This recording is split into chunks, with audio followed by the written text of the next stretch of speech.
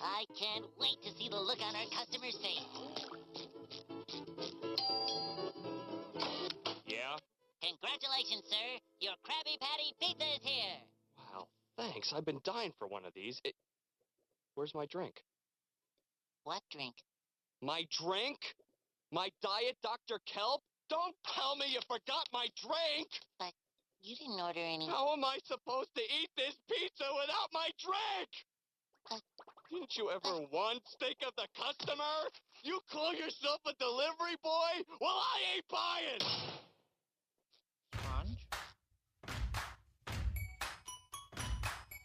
And your shoes, because how hard is it to poach a goddamn egg properly? Seriously, that's like Eggs 101, Woodhouse. I drink your milkshake. I drink it up. Shut up, Gosling, you beautiful idiot. Nice shot, Windows. I'm the Michael Jordan of throwing Vicodin everywhere. Get me some wolfsbane, also known as monk's hood, in here, and a whole tray of flower remedies. Whoa, the chakras are fading. I need some crystals. Nurse, fetch me some purple tinted quartz. You ever been trapped in a loveless marriage with a woman you despised?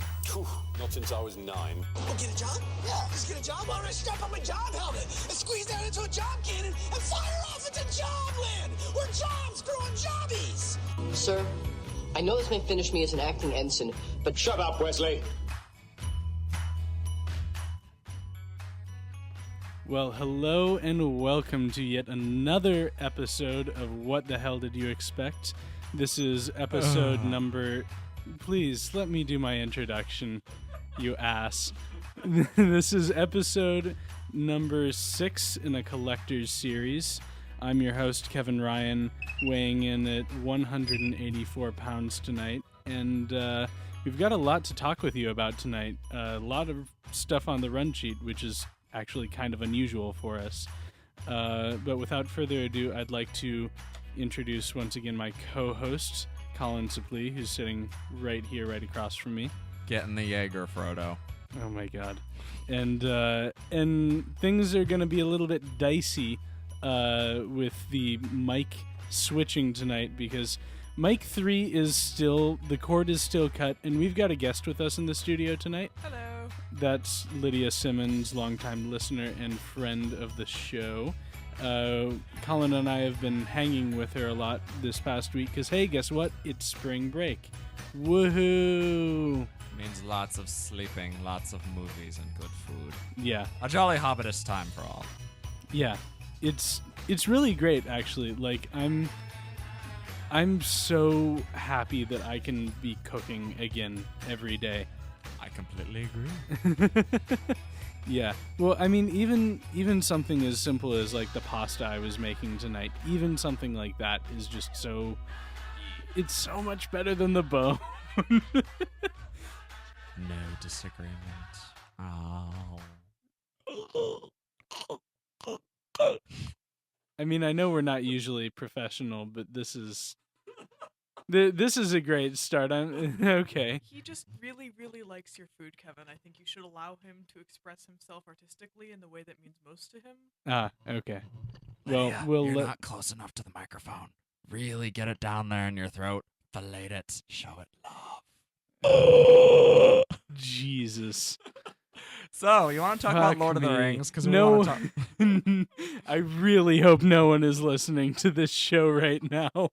It's going to be recorded. Don't worry about it. Oh, God. Recorded for posterity, i.e. Aaron. Hi, Aaron. Lydia, say hello, Aaron. Hi, Aaron. Okay. So, yeah, let's just jump right in, actually, because awesome. We've been watching Lord of the Rings, well... We have been literally just watching Lord of the yeah, Rings. We were in just the came building from... watching it like 20 minutes ago. Mm-hmm. And I mean, we didn't get super far because we're the plan is to over the next 3 days watch the extended cuts, which are massive. Very massive. It would be like watching all 6 Star Wars movies, basically. Yeah, I think.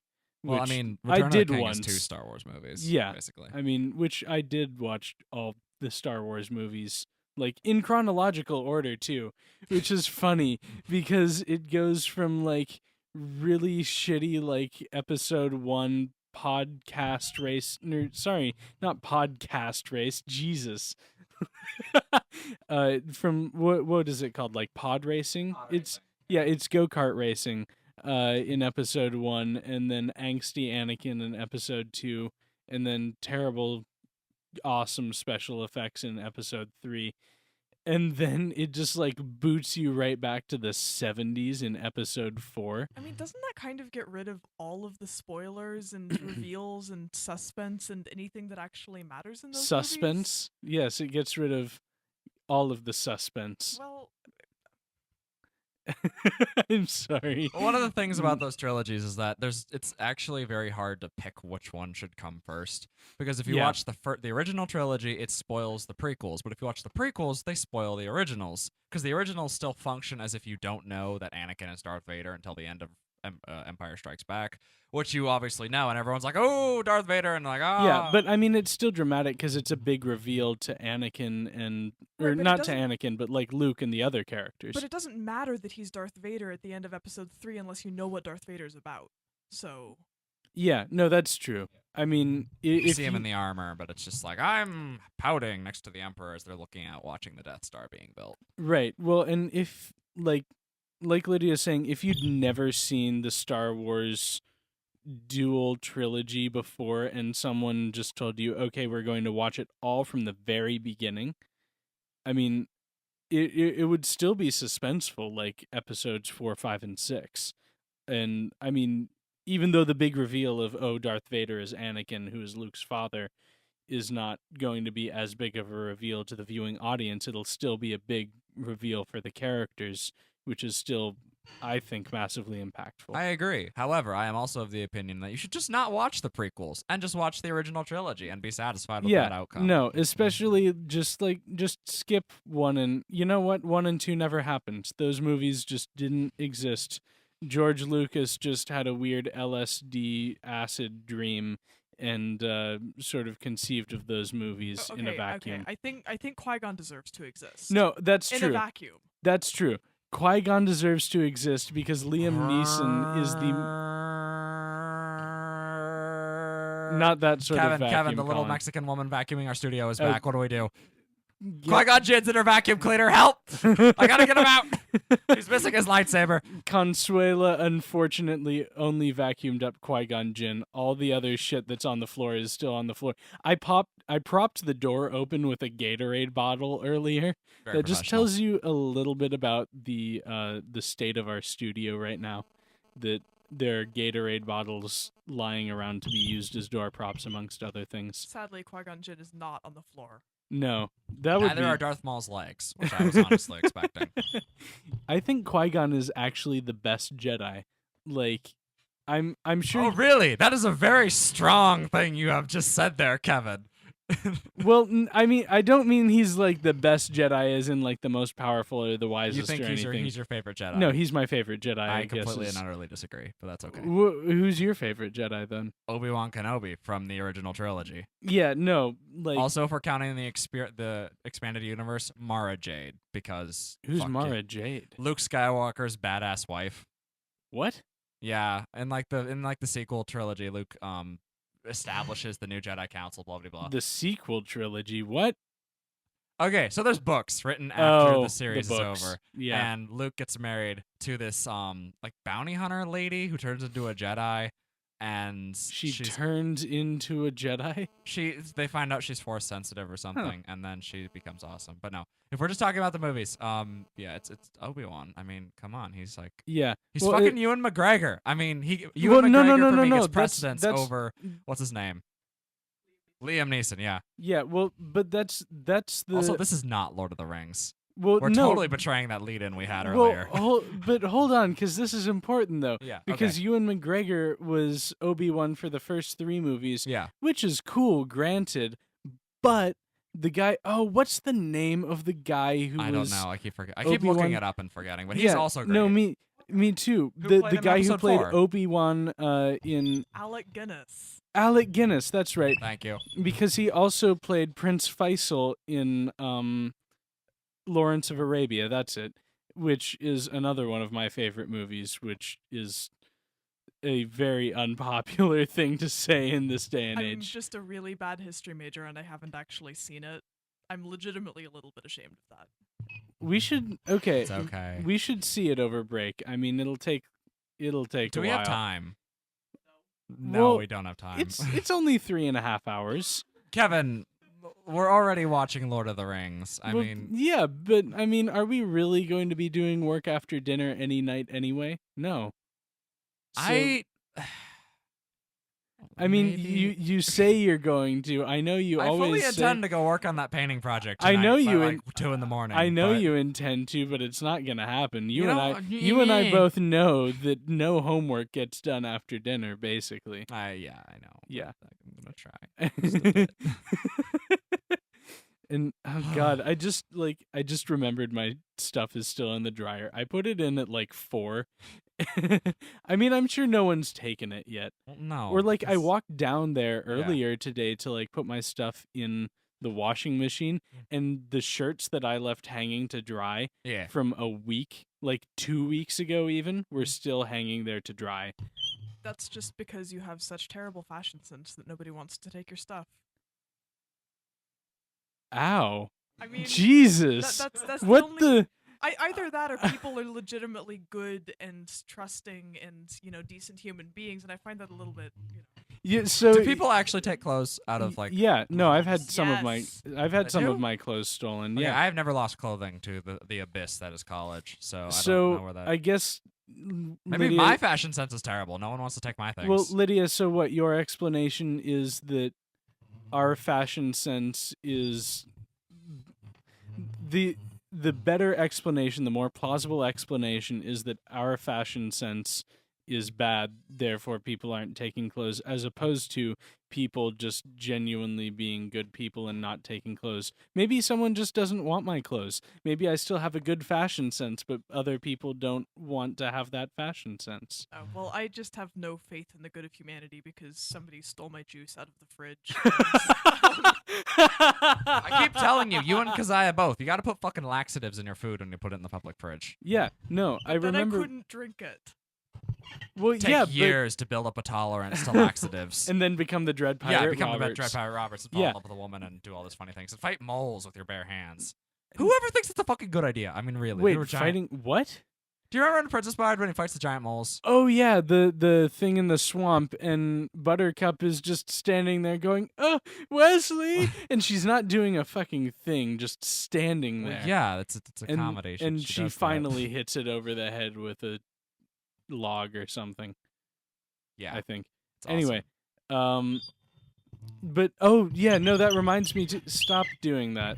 But if I That's- squeak the microphone more, then people on the other side will be able to hear it. Well, yeah, that's exactly why you should not do that. Perhaps you will make a good point. Yeah, but no, the thing I was going to say though is I remember in middle school there was this kid, Ethan Brackett, who would always be like Bracket? Lydia, your orc names in Skyrim have some legitimacy in real life. Wait, what? Her character's name is Brackets. Brackets? Oh, Bracket, yeah. Yeah, no, so- Ethan Brackett. I mean, he might as well have been an orc. He was big and stupid and just sort of malevolent. Wow, Kevin, that is so racist. Hey, ashamed of I'm you. saying orc in the Lord of the Rings type, Okay, some of lumbering to stupid. Okay, to go slightly back to the Lord of the Rings point, some of them are smart in the books, but Okay. anyway, continue with your But story no, about this Brackett, Ethan non-orc man. Brackett would always like I don't know why we let him sit with us. Like we kept letting him sit with us at lunch, and he would just steal our food. He would steal my cookies all the time. So Ethan Brackett just became like my arch nemesis because he would always get my cookies, and they were really good because like my mom is a baker. That's what she does. So I remember like once my dad came up with this idea that, oh, I know what we can do. We can put like a bunch of hot sauce or like jalapenos or something in the cookies, or laxatives or something and make it really easy for him to steal your cookies, and then he'll never do it again. And I don't remember if we actually did that or not. I think we didn't, but don't, because if we did, I would feel really bad for Ethan Brackett, even though he was an asshole. So, Ethan Brackett, if you by any chance are listening to this, I'm sorry for maybe have been doing that to you, but Kevin, if I'm I didn't, sorry, but I saw in the paper the other week, Ethan Brackett died of an overdose on jalapeno peppers. No. I'm sorry, but in your anger, you killed her. Way to bring it back around. Actually, let's talk a little bit about Lord of the Rings. One question. I really want to talk about Lord of the Rings, please. Let's one talk about question Lord of I the Rings. have, simply because I really like dwarves, and this has never been fully explained. Well, you have two very big Tolkien fans sitting across from you. Yeah. So. See, I'm stupid when it comes to Tolkien. I read The Hobbit, and I read about half of the first book, and then went, "This is stupid," and put it down. I watched the movies, but that's about as far as I got into Tolkien. But okay, so here's my question about dwarves though: is why is there only Gimli? Like, why aren't there any other dwarves in like the trilogy? What happened to all of them? Where are they? Well, they're just all underground looking at shiny things and stuff. I mean, okay, so you know from The Hobbit and the Hobbit movies that kind of Thorin's house was destroyed and, broken up, and some of the dwarves after The Hobbit went to repopulate Moria, but, in the Fellowship of the Ring, we see how that turned out, which is very badly. Some of the rest of them went to live in the Lonely Mountain, but they kind of, eventually died out. The dwarves in the Iron Hills, same thing. They're kind of fading in the same way as the elves, just kind of fading into the earth rather than actually going across the sea. So, and you definitely do see other dwarves showing up in Lord of the Rings, especially at the Council of Elrond. They have a presence, a political presence.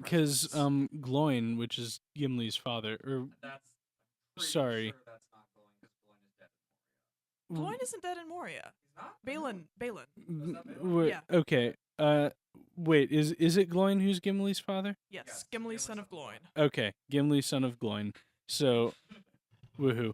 But so Gloin shows up, and I think they're like, I think there was maybe one other dwarf that I saw in that council thing, but other than that, like, we see some dwarf carcasses in Moria, and that's it. The other thing is that are they just never contacted for they're just help never contacted. or anything? They're also they have their own wars with Sauron to worry about. So you know how you don't really see anything going on in Lorien because all of these elves, like this massive elf army that could be mustered. I mean, is actually fighting Sauron just elsewhere because Frodo is actively trying to avoid the fighting and not running towards it with the ring. So sensible of him, but. Yeah, the actual Lord of the Rings trilogy is really, really misleading in that regard because you hear about all these wars and battles happening, but you never actually see any of it because Frodo is more of a spy than a warrior. So it's like it just never comes up except for like the Battle of Pelennor Fields and the thing with the Theoden. What's that? Helm's Deep. Yeah, that's what it's called. Right. So in that case, you get like these little sketches and snapshots. I mean, you see how the war sort of politically and socially affects things, but you don't actually see the war unless like one of the main characters is involved in it. Yeah, like that scene in Fellowship where the Uruk-hai attack like everyone and Boromir dies very epically in the movies and very off screen in the books. That is like that is one of like in the Fellowship anyway. That's like one of the big presences of the orcs outside of Moria. Because it's like Moria orcs are different than the other orcs, which is weird and strange. But it's like I could go on and on and on about this, but yeah. The other thing about that scene with Boromir that kind of bothers me about the movies is that everything in the Lord of the Rings, the books, is very clearly historical in the sense that the Lord of the Rings is a fictive historical document. So everything that's described, somebody had to see and report to somebody who eventually reported it to Frodo. So, for example, Boromir dies off screen because nobody in the Fellowship saw him die. So nobody could have reported that. Wait, but in the movie, is it that no one in the Fellowship? The movie is a movie, Kevin. Well, okay, but I'm asking a question. In the movie, did anyone in the Fellowship see him die? Because I seem to remember someone saw Boromir I don't die. actually remember the details. Aragorn did, yes. But Yeah, that okay. was they very much dramatized that and put in a Sure, kind of of duel course. that was meant to be in the Two Towers and some stuff. Yeah. Epic duel, so I don't really have a problem with it. Okay. Yeah. Speaking of epic duels, I don't remember. Okay, it's been like a year since I read the trilogy books through again, or for the first time actually. But did that very silly fight in the movies between Gandalf and Saruman? Yeah, Saruman like happen in the books. Was that a thing, or did he just be like woo and he flew up into the top of the tower? I don't actually remember that much, to my chagrin. I don't think Gandalf probably gave that many details to Frodo, so I don't think it's actually a big part of the books. But I'd have to actually go back and look because I don't remember. Huh. Fair enough. Anyway, the point I was going to make earlier was just that small Uruk-hai army is like a big impression of orc battles, but it's really not representative of the entire orc military force as a whole, which is better represented later on because it's like Right, at like the Battle of Helm's Deep. And also, that entire orc band in the movies is apparently made up of total like idiots because it's the first movie. They're trying to keep things simple, and so the orcs are basically portrayed as animals.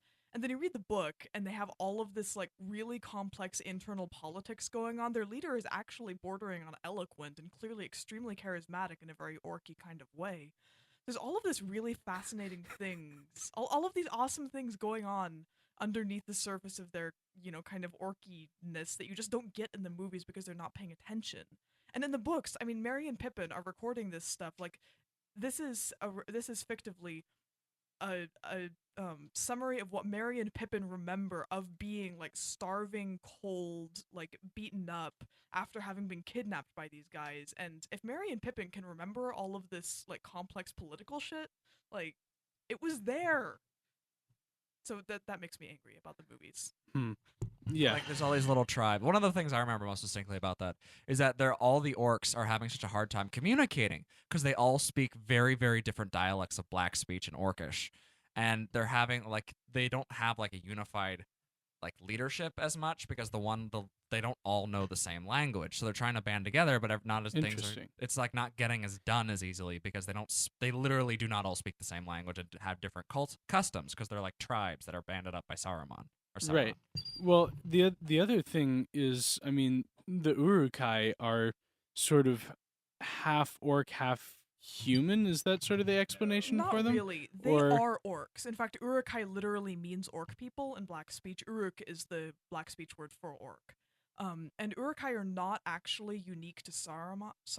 They're kind of a larger, stronger, more resilient breed of orc. Oh, so Saruman didn't create them. No, Saruman did not create them. He created some of them, maybe. Although the timeline on that is really tricky because you like work out all of the timing, and it turns out that in fact, if Saruman actually bred an army, none of the people in this army he bred could be more than 19 years old, and most of them probably under 5. Which has a lot of really uncomfortable and unfortunate implications. Lord of Darkness. Need we not remember? Yeah, that's interesting though. I mean, because I was thinking that if Saruman had sort of created or was at least some sort of main part of creating this force of Uruk-hai, then it seems like he would have more influence over them than Sauron. If well, in fact, everybody is scared of Sauron. That's kind of true. A universal thing. It's just that That's the question that really comes up with Merry and Pippin is some of the orcs are more scared of Saruman and some of the orcs are more scared of the ring wraiths. So it's kind of a battle for who do we take the ring to because who's going to kill us more horribly if we don't. Okay. Yeah. The orcs are just as much slaves of the ring and Sauron's power in the books as like everybody else is. It's not so much like in the movies you kind of get this implication just from their facial expressions and body movement that they're really fucking enthusiastic about murdering the shit out of everybody, which they kind of are. They're a battle species. That's what they do. They're very Spartan. However, the reason it's not out of like pure bloodlust that they follow Saruman and Sauron, it's mostly just, oh my god, fear, we're gonna die. That's fair. Also, a point about Saruman that I find interesting is that he justifies his following of Sauron as, oh well, it only makes sense, Sauron is inevitably going to win and lead and everything, when that's sort of like, that's a failing of his willpower, when in fact Gandalf, who ostensibly is sort of like the less powerful of the two of them, has a stronger willpower to not be falling under not Saruman, Sauron's influence. That's actually like historically very characteristic of their character dynamics, though, because going back to like the formation of the five wizards coming, who are originally Maiar, which are like these angels of Eru Ilúvatar, creator of Middle Earth and the world. They kind of had this dynamic where Saruman was always the knowledgeable, powerful one who sought to like better things, but Gandalf was still always that guy who had that sort of like more earthly wisdom and had a stronger sense of, not like, I don't want to say moral ethics, because back in the day they were both very righteous and just, but it was like earthliness or something. And there's the element also of Saruman's corruption being a reflection of the fact that power is inherently corruptive, which is a big kind of theme in Lord of the Rings. Not that power is inherently corruptive, but just the ease with which the powerful can be corrupted.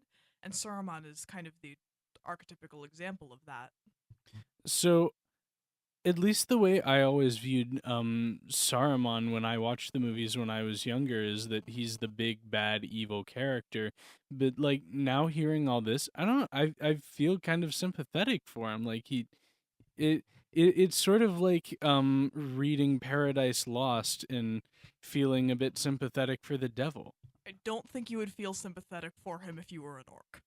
No, certainly not. Everyone is a victim of Sauron, even his minions. Yeah, no, that's exactly what I mean. That that Saruman isn't conscious. I mean, well, he might be consciously doing this, but he's still definitely a victim of fear of Sauron, which leads him in his whole logic-y way to be like, well, I guess the only way to win or to get anything out of this is just to bow down, which, I don't know, I feel like that's really unfortunate. I kind of feel for it the definitely guy. is unfortunate. The thing that I'm having, like, the bit I grapple with regarding that is that Christopher Lee's performance of Saruman in the films is so passionate and very, very, it's like you see it and it's kind of like I have trouble taking him seriously a little when I see him, just because he's really fucking into it, and that,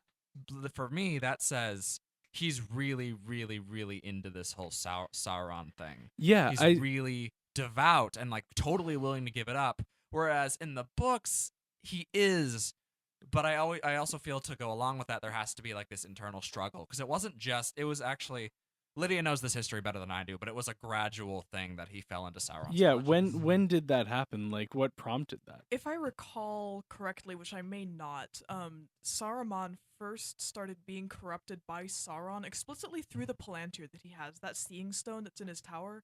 That's really the key to how Sauron got to Saruman, because Saruman was trying to use it for intelligence, but then, that didn't really work out because Sauron was looking back and he who fights monsters, So Sauron started, kind of getting into Saruman's head and maybe talking back to him when he was trying to get intelligence, and, just coming to him with this, like, this logic that you just can't argue against, that Sauron was eventually going to win, and eventually Saruman just broke under that, and he was like, yeah, you're right, I can't win.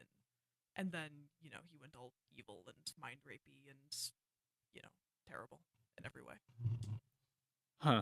So that was sort of a gradual thing, but he pretty fully embraced it. Yeah, because I don't know. I feel like you're totally right, Colin, about Christopher Lee's portrayal being very passionate to the point where I struggle to see any sort of internal. I struggle to see his character go through any sort of internal struggle about the morality or the rightness of what he's doing.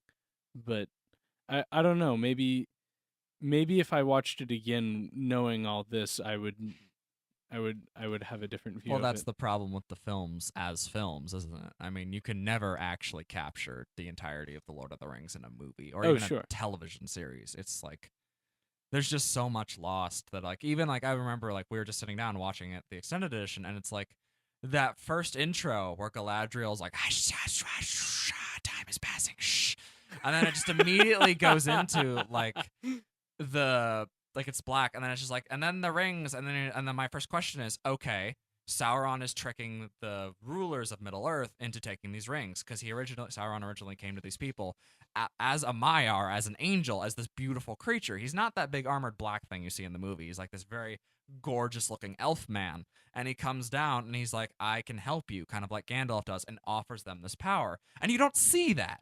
So it's sort of like, where my first question is, okay, as someone, assuming I'm someone who has no idea what the fuck Lord of the Rings is, how do you know where those rings come from?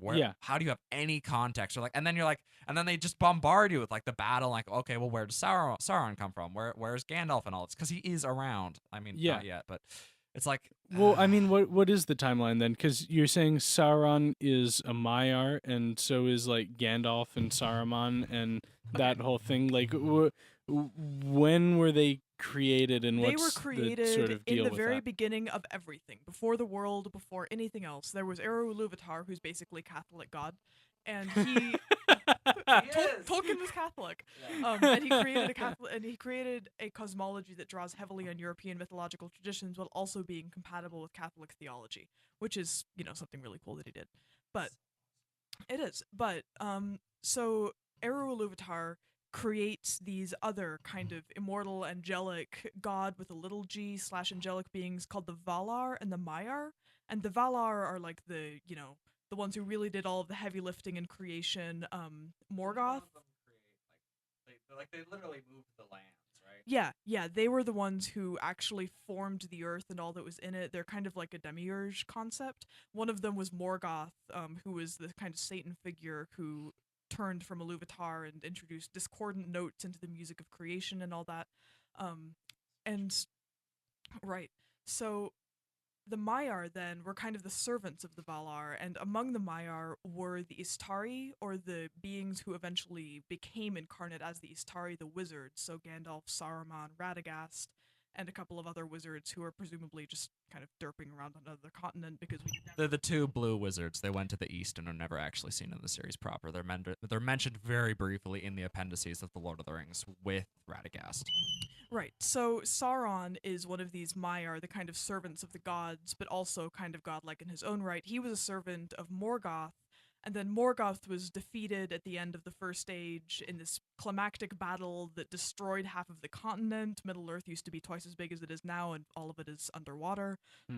Big, epic, awesome things. There were armies of Balrogs and dragons. Morgoth was a fucking badass, and Sauron, the villain of The Lord of the Rings, was actually his lieutenant, who could, and like, the wars in the Silmarillion, which is where all this backstory comes from, are so much grander and like more epic than those in Lord of the Rings, and it really makes it feel like the end of an era when you contrast the two. The other thing is that Morgoth wanted to destroy everything, and Sauron, by comparison, seems a little lame because he just wants to enslave and control everything. He doesn't have this, desire to plunge everything into the chaotic abyss of primal darkness or whatever it is that Morgoth wants. Okay, so Did that answer your question? Because we just went to a huge Lord of the Rings history rant. A little bit. What was your question? I don't actually remember. Well, I mean, I'm just trying to get like a little bit of a time. No. You want to know the timeline? Well, okay. No, not like the whole timeline. Yeah, but when did the wizards come to Earth, and when did Sauron? Just happen? Comparative of when was Sauron created, and then when did he come to power, as well as when were the wizards created, and when did they come to power? Oh boy, dates, numbers. As a history major, I should be much better at remembering dates, even for fictional histories, than I am. But, okay, so stuff is created. Right. Beginning of creation, then, there's some time passed, and Morgoth is evil for basically the entire thing, and I think Sauron is Morgoth's lieutenant or one of his servants for nearly this entire timeline. I think it's very soon after creation that Morgoth corrupted Sauron. So, we're talking tens to hundreds of thousands of years ago here. And then, somewhere in all of this, the elves get created, the men get created, the dwarves get created, the sun and the stars and the moon and everything. So this is kind of, creation is still sort of an ongoing process.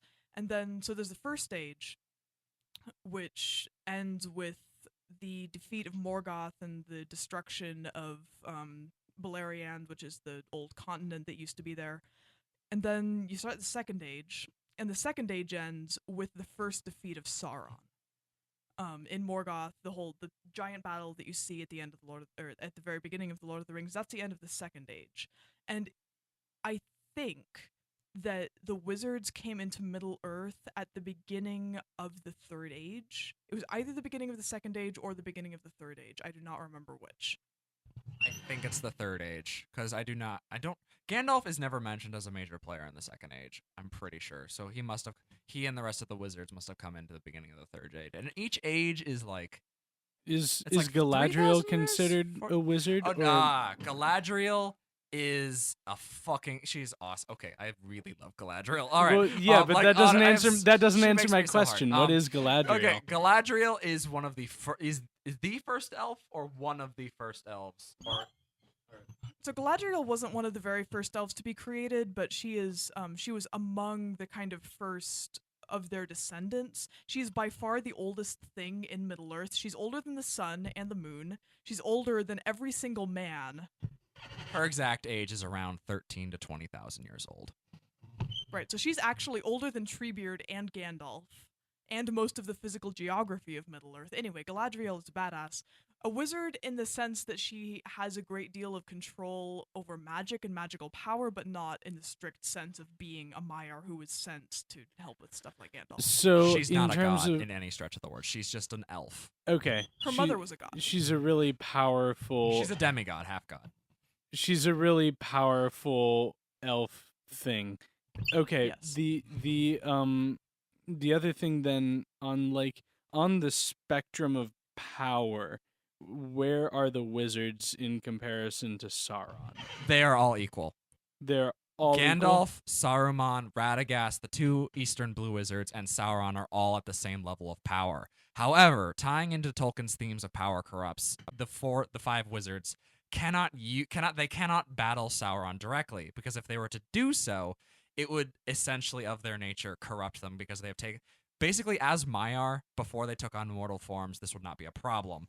But as they took on their corporeal, earthly, fleshy forms of these old men, the power would inevitably corrupt their human hearts or something to that extent and turn them basically into Sauron. So they have to control things from the help. They have to help. They're helpers, very powerful helpers. Okay. But in a fight, Gandalf could beat the shit out of Sauron. Not that he ever would. The other thing is, the last time the gods actively went to war with the powers of darkness, that was the time when they literally drowned a continent. So they're trying to keep things more low key. Low key. Oh my God! I knew that was coming. I'm sorry. Somehow. Okay. Yeah. So does that answer your question? Yeah. No, that answers my question very well, actually. Yeah. So Radagast is strong, despite how high he appears in the Hobbit movie. Well, he doesn't appear high, just sort of befuddled and crazy and a little bit out of it. But, he certainly likes his pipe weed, which... is pipe weed tobacco or is it... I think it's pot. It's probably pot. It's supposed to be tobacco, but really... Really, it's pot. I feel like Tolkien was probably blazing while he was sitting in the trenches in World War I writing Lord of the Rings. Yeah, where would you get pot in the trenches in World War I, Kevin? Hey, he had a guy. His name was Carlos. He drove a lowrider. No, his name was Lewis Carroll. No, that would be opium, man. Jesus God. I mean, I guess you could smoke opium. It's not entirely impossible. But anyway, going back to the power thing, the fight I really want to see is Galadriel versus Sauron. That has always been my dream. Galadriel would probably win. That's just it. We don't know, because she's super fucking strong, and she has one of the 3 Elvish rings of power. The Ring of Water? Ring of Water, because... Ring of Air, because Gandalf has the Ring of Fire, and old grumpy guy. Elrond has the ring of fire. Water. Yes. Okay. Wait. So Gandalf, even though he's a wizard and he's a Maiar, he also has an elven ring of power? Yes. The Elven Ring of Fire was given to some guy, I don't remember who. It was not... Okay. I think it was given to Círdan the Shipwright, who's notable as being the only elf in recorded history to have a beard. I mean, presumably he wasn't the only elf ever to have a beard, but he's the only one explicitly described as having a beard, which makes him pretty cool. But he gave... I think when he passed over the sea into the west, or just at some point, he passed along the ring to Gandalf. There might have been one extra step in there. But yeah, it was kind of like, here, take this for safekeeping or something along those lines. Okay. So, and then so Galadriel's ring was given to her outright. Yes. She's always had that. Yes, and the Ring of Water was given, I believe, to Gil-galad, who gave it to Elrond. Gilgamesh? No. Or maybe Elrond took it off of his cold dead body at the battle where Gil-galad died. Yeah, Gil-galad died in that first massive battle with Sauron. Okay. The one where he was smashing people with his giant mace, and they're going, ah! The green screen shows itself. Yeah. The other weird thing is how you guys were saying, like, as we were sort of watching and starting the movie, was the whole Eye of Sauron thing, and it's very shaky, like in the actual books and canon, whether he actually takes corporeal form.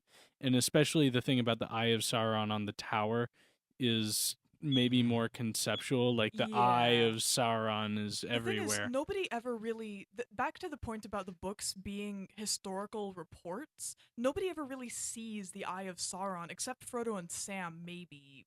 I mean, but they're in Mordor and they're not really thinking straight, and I don't know if they ever actually come close so enough it's to not a Barad-dûr to see reliable it. enough source. So there are no reliable sources to what exactly was going on. It's likely that there wasn't a giant spotlight on top of Barad-dûr, which, I mean, it works pretty well for the movies, but I mean, for the book, the sort of metaphysical, the Eye of Sauron is everywhere watching you, kind of like Big Brother, because, you know, they don't make that much of this in the movies, but in the books, a very big theme is that Sauron has spies everywhere. The birds, the trees, the waters, the air.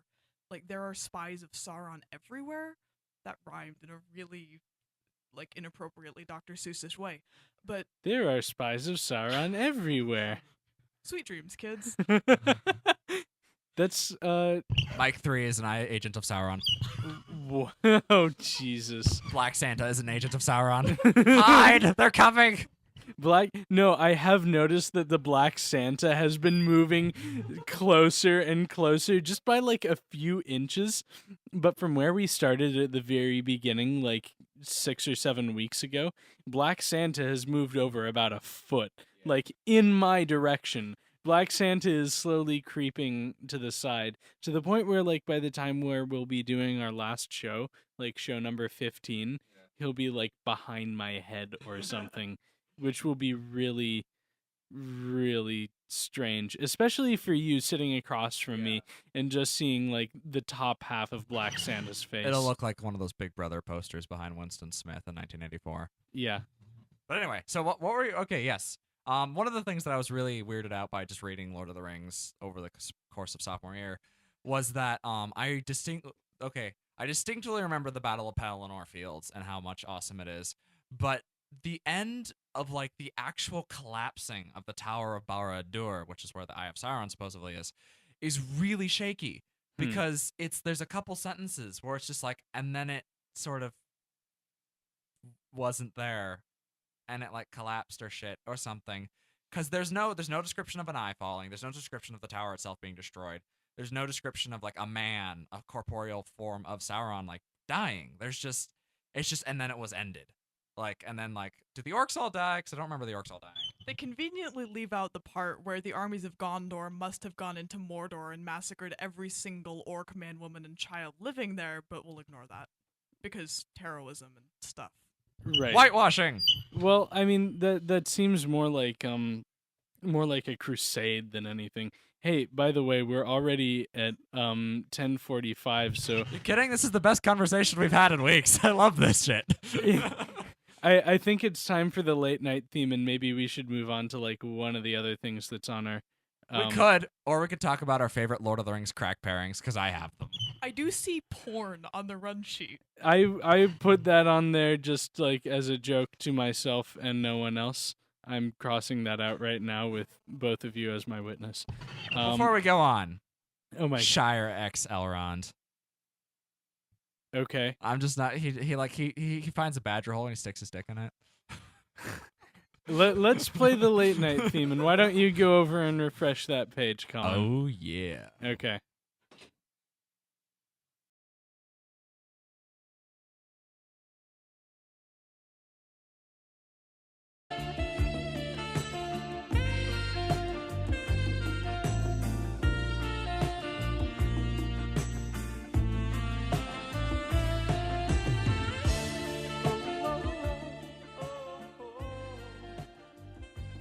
All right, welcome to Late Night What the Hell Did You Expect? With Kevin Ryan, Colin Suplee, and guest Lydia Simmons. Okay, so seriously? Galadriel? Like, oh my god. All right, if you're out there, we're moving on. We're moving on from Lord of the Rings. It's a great topic. We're moving west. We're taking the boats to the seas. You said something the other day. I do say things every day. That really threw me for a loop. Which I do that frequently. Yes, you do. But this threw me for a loop in a different way than you normally throw me for a loop. It's normally to the point where I'm like, what? Okay. A lot of my mind barfs itself out into reality. Yeah. But this was actually something that I struggled to.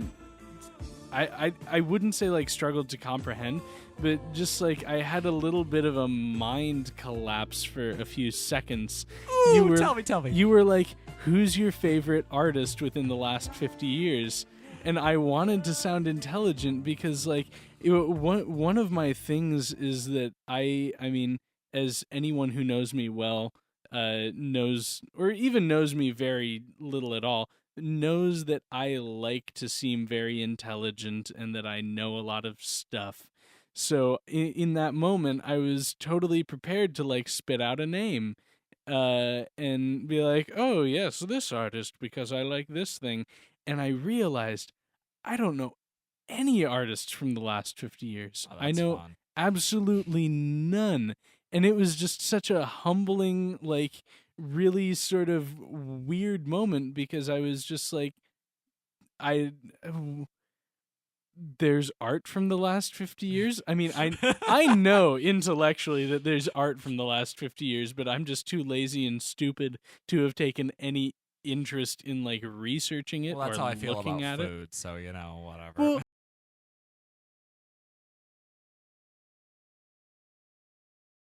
this is but especially for me though, because I always pride myself on being fairly pretentious and with it on all things sort of fine and cultured as we might say 50 or 60 years ago to imply that someone is really in with all the fine art type stuff. But I always just think of myself as I'm really good at that stuff. And who's your favorite artist within the last 50 years? Nope. It's I'm funny not you good bring at this that. up because I was actually thinking about this today as I am attempting to find a project. I have to remake one of my favorite works from the last 50 years in one of my art projects in an interpretive kind of way. And I actually had to I was thinking about this who actually is because before I came to college, almost all of my artistic knowledge came from art that's very, very contemporary. As you may have guessed, I am huge into the comic scene, the animation scene, and all of these things that are very, very illustrative and less so fine. I have the fine arts background contemporarily to back that up now, but it's I have an answer for you, sort of. It's actually a list of 100 names, But if you forced me to pick one, I do have. It's like if you forced me to pick my favorite movie of all time, I'd say Blade Runner. Not that that's actually my favorite movie of all time, but it is if I am forced to pick only one. I see. Yeah, and I have one of those for the last 50 years of artists, and it's Mobius, Jean Girard, who did comics work from the 1960s to like the 1980s, and he recently died in like a couple years ago. And he was this. You've seen his work, like if you just Google the name Mobius comics, like he is, or maybe you haven't, I don't know, but he's one of the most famous, well-renowned. Mobius. He's a French artist, and he inspired partially the hyper-realistic movement in Japanese manga comics in the 1980s, and he also inspired like the American push of like just I can't drop I feel this is the time where I name drop, and I don't have any, but okay, have you heard of Nausicaa of the Valley of the Wind? Yeah, I have heard of that actually. Like Miyazaki got all of his props. Is it this Yeah, stuff? it's that guy. Okay. He got all of his props from Mobius. Wow. Like this man is like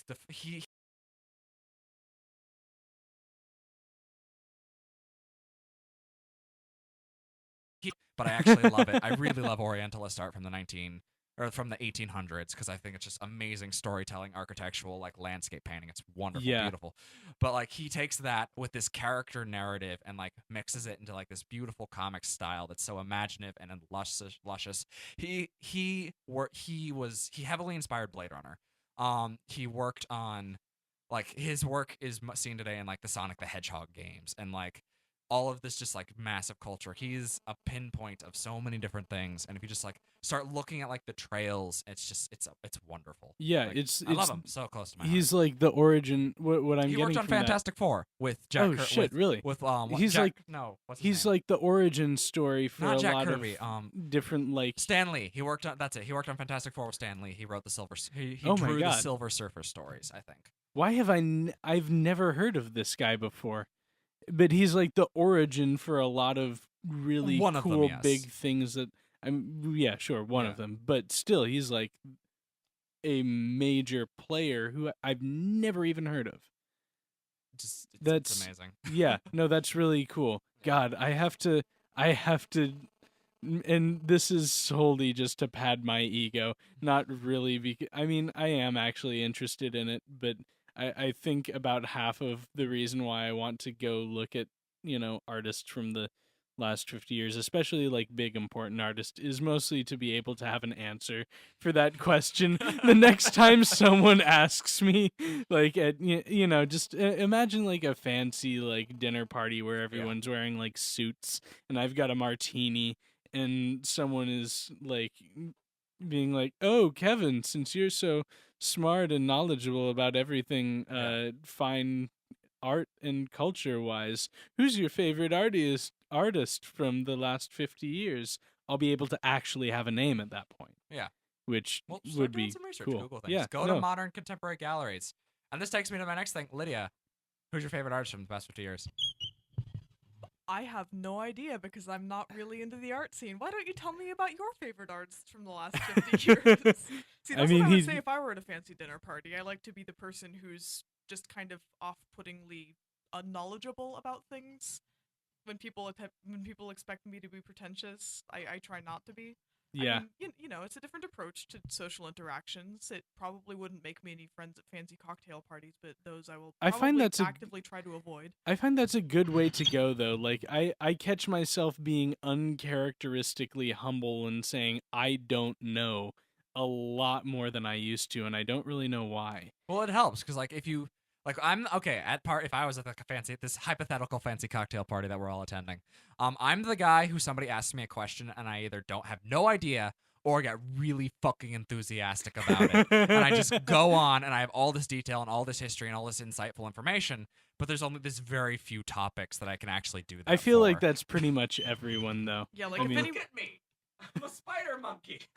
If anybody asks me at a cocktail party about Lord of the Rings, like, God help their immortal soldiers, I will pop their ear off.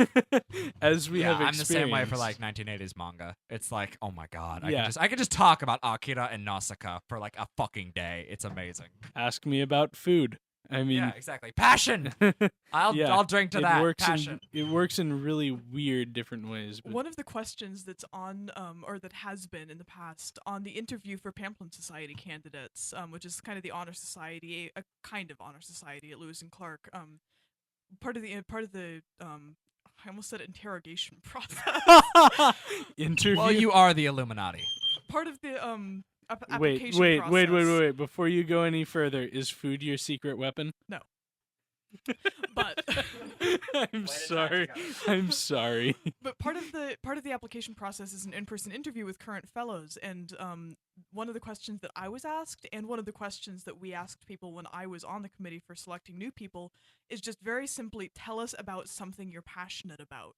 Just that question is such a good way to get to know somebody, like what they're really about and what they're like. Because the shyest people, or the people who are the most guarded or the most cocky or the most anything, if you can get somebody to really talk about something they love, it's an amazing experience just to hear that. Because everybody has something like that. I mean, even if they don't realize it, there's something that you know a lot about, that you care a lot about, that you can just talk about it, and that joy just emanates from you, and other people can see it, and it's beautiful. I'd like to think that we captured some of that love, since we have 3 now very large lovers of Lord of the Rings in this large room. And 2. I mean, I'm still not. Join our cult. I'm still not entirely convinced. Like, it's good. You know what? I'm going to make it my project at some point, maybe this summer, to like actually go read the trilogy. Oh, good. I have a Tolkien sin, and that is I have not actually read the Silmarillion yet. So, okay, fingers crossed. Like amongst serious Tolkien people, yeah, sure, that's a sin. But amongst your run-of-the-mill Tolkien people, I feel like that's not such a big deal. Because you know some of the stuff from the Silmarillion. Oh yeah, it's like you have there's so many outlets to find that knowledge these days. It's like you just look it up. Sure, I mean, I'm sure there's question. I'm sure there's like a Lord of the Rings wiki or something. There are so many. Okay, the thing about, see, now we're talking about Lord of the Rings again. But what I was getting when I was watching the movie today was a lot of nostalgia, not for like the time in my life when I first saw the Lord of the Rings, but for the fandom that existed when the Lord of the Rings movies came out. Because it was, like fandoms today are all about Tumblr and stuff like that, like memes and that kind of thing. Well, Colin says it is nice, but it has its virtues.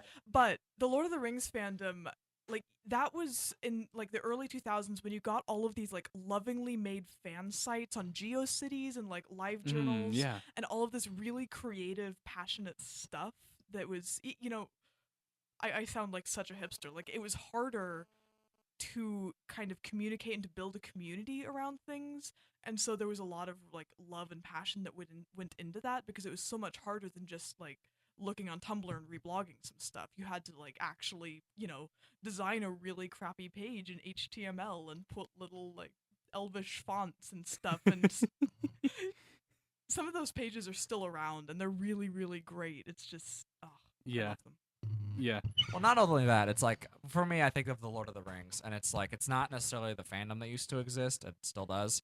For me, it's the massive amount of nostalgia for mythic legacy and for swords and for sorcery and for like this. I mean, a lot of it is like wish fulfillment. It's purity versus darkness. It's like acknowledging that power corrupts. It's acknowledging that you can make these friends that'll carry with you and you fucking go to heaven with them and all that shit, like, which is the West. And funny how that works out. Tolkien, you're not subtle at all. But but yeah, Easterlings are bad.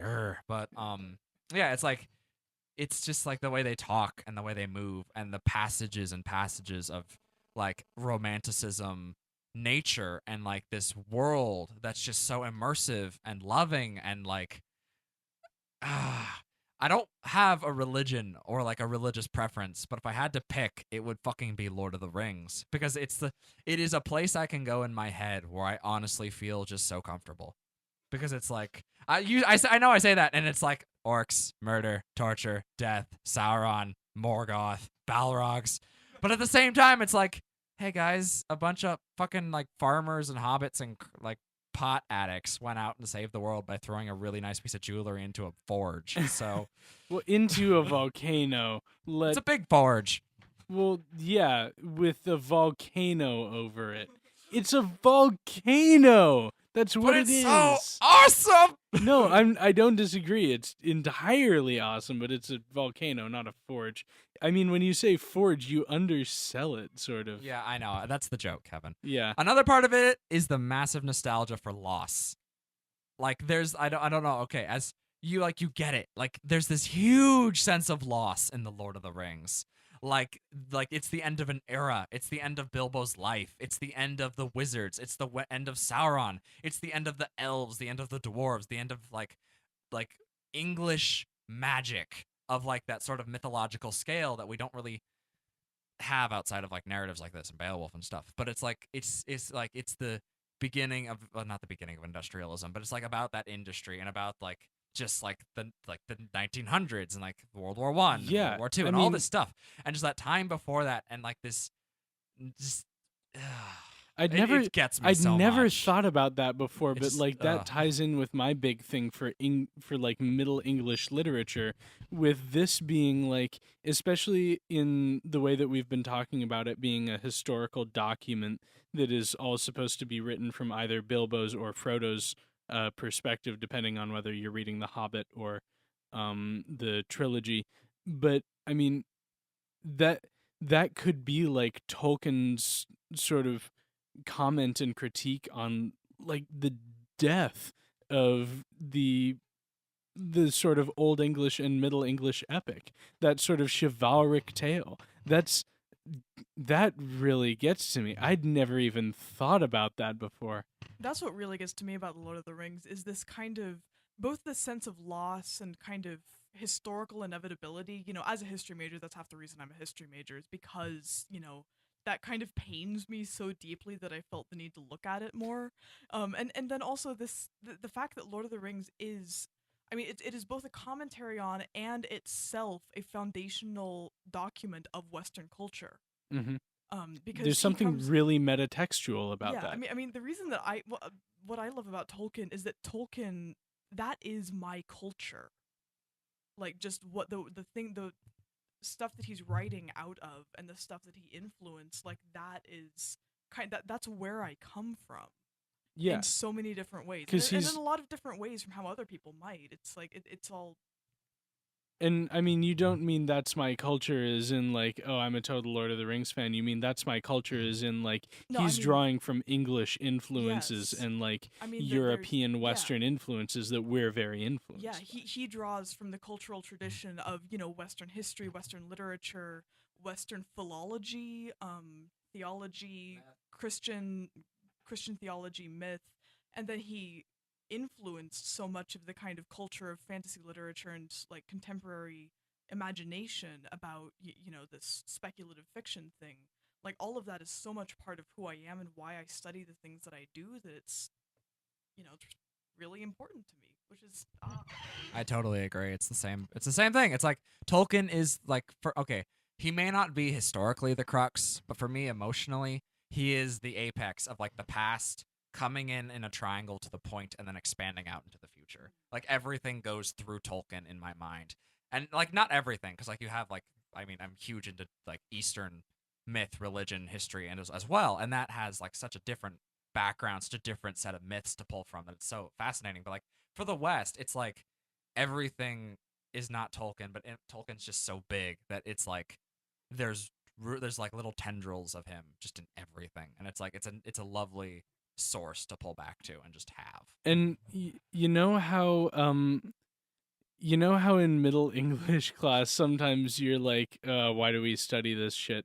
Like, that, what you just said, that is exactly why I find that sort of literature so appealing, is because it's that same thing. It's like, this is the root of it. This is where so much literature stems from. This is where it's all been going to for a while. Like, there's this certain point in time in Middle English literature where it all sort of comes together, at least for me.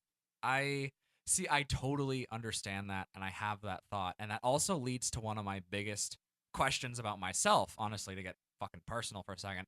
Well, not in like a serious way. Well, it is a serious way, but Well, yeah, no, my go biggest, like one of the biggest problems I've been having recently, not problems, just challenges about understanding myself, is I love the Lord of the Rings and its history and understanding and studying and the literature that comes out of it and around it.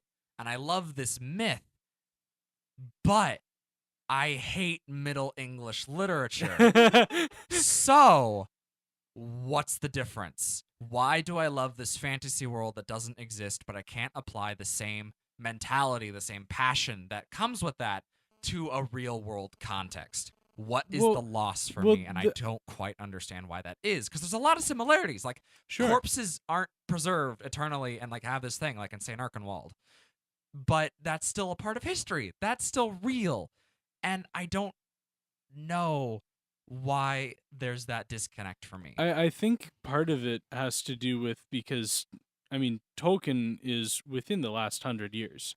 I mean, it's in a much more relatable and readable medium now than like St. Erkenwald, which was written about 700 years ago. There's only one copy of it, and it's in a form of Middle English that's not used very much and is really pretty indecipherable unless you've got a glossary and Karen Gross sitting at the front of the classroom.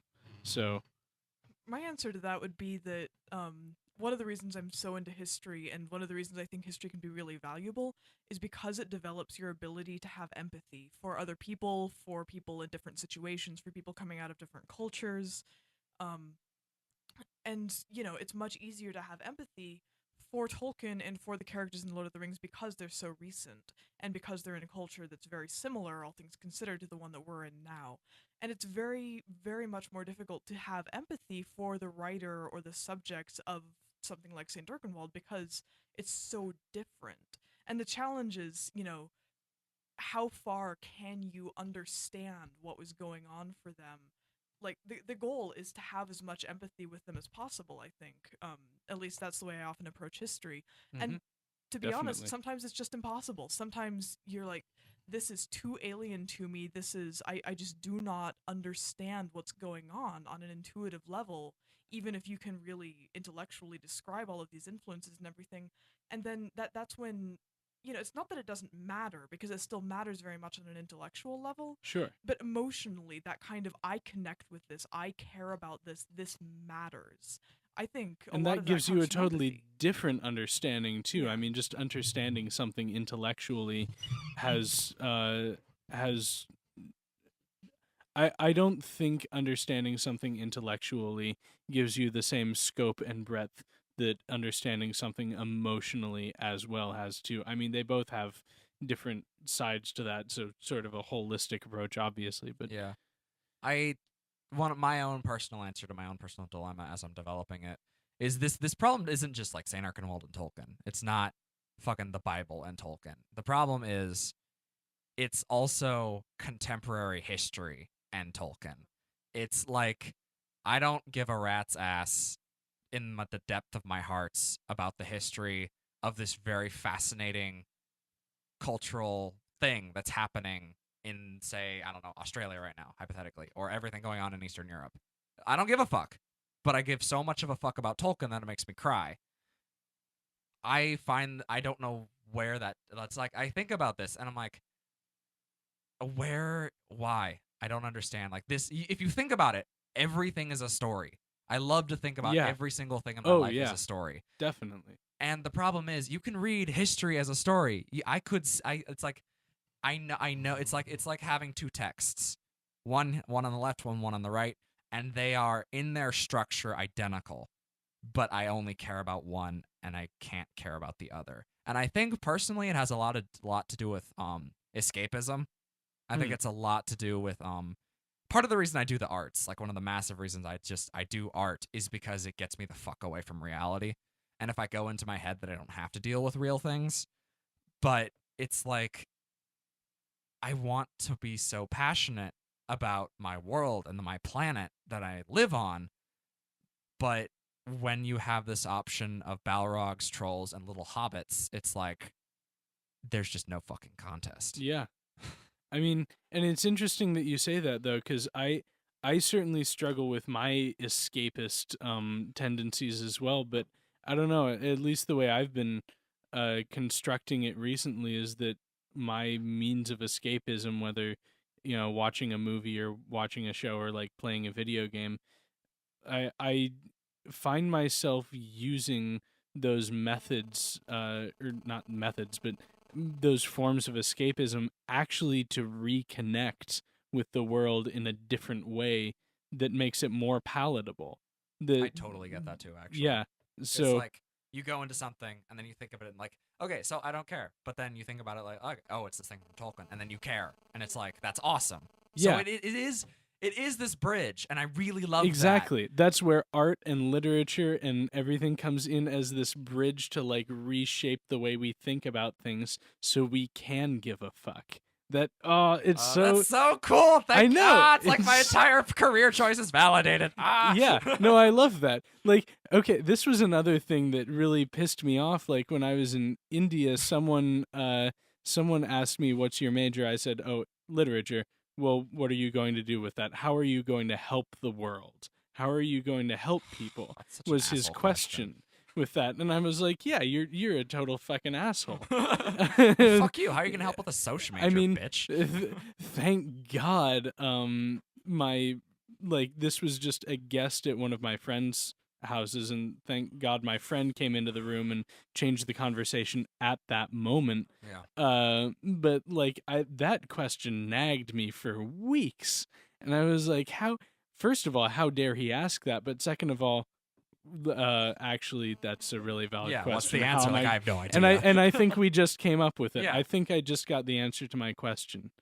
I do too. I think we just worked that out right here on the radio show. Oh, that's so cool! Show, which is really excellent. Hey, we're about 11 minutes over to right cap now. It. Let's call it shit. That's great. So, wow, this was a really great show. This is a fucking awesome episode. Yeah. I had a lot of fun. Thanks for coming on, Lydia. Thank you, Colin and Kevin, for letting me derp on your radio show. I had a great time. Of course. So, let's do it again. Yeah, we will see all of you next week. We'll talk at all of you next week for another edition of What the Hell Did You Expect? Until then, this is Kevin Ryan and Colin Suplee signing off. Stay frosty, friends. Good night.